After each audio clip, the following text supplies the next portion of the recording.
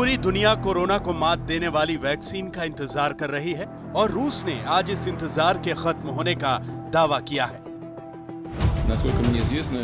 रूस के राष्ट्रपति व्लादिमीर पुतिन ने कह दिया है कि उनके देश ने दुनिया की पहली कोरोना वैक्सीन बना ली है।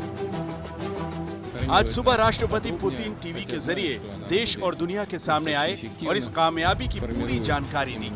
कोरोना की दहशत में डूबी दुनिया के लिए ये एक बड़ा ऐलान था।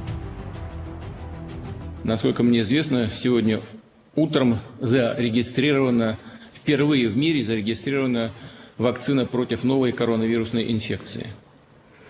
Я в этой связи хочу попросить министра здравоохранения Мурашко Михаила Альбертовича проинформировать нас поподробнее, хотя знаю, что она работает достаточно эффективно.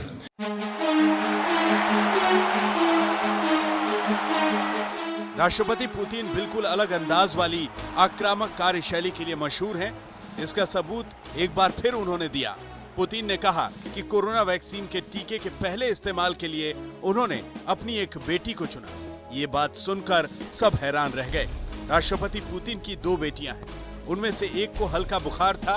कोरोना टेस्ट पॉजिटिव आने के बाद उन्हें इस वैक्सीन की पहली डोज दी गई।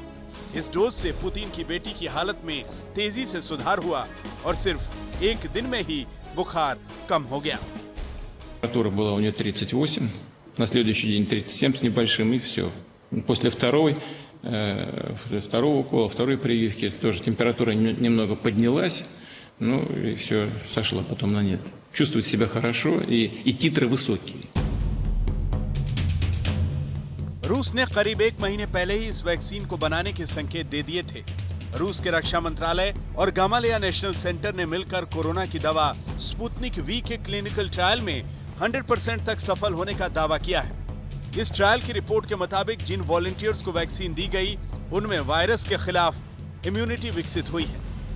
सितंबर से इसका उत्पादन करने और अक्टूबर से ये टीका लोगों को लगाने की तैयारी की जा रही है।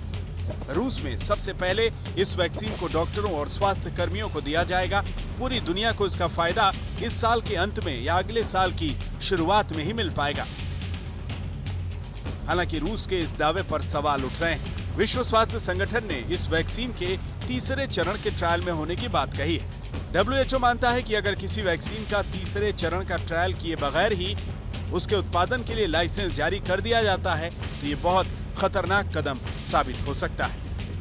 Really, I can just say that we are in a close contact with the Russian health authorities and discussions are ongoing with respect to possible WHO pre-qualification of the vaccine. But again, pre-qualification of any vaccine includes the rigorous review and assessment of all required safety and efficacy data.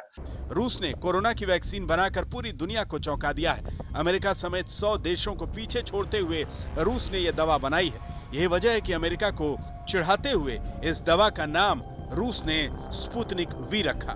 इस नाम की भी अपनी कहानी है, इसे America कभी नहीं भूल सकता। 1957 में रूस ने अपना पहला अंतरिक्ष यान स्पुतनिक 1 लॉन्च किया था और इसी के साथ अमेरिका और रूस के बीच अंतरिक्ष में अपना प्रभुत्व जमाने की स्पेस रेस शुरू हो गई थी।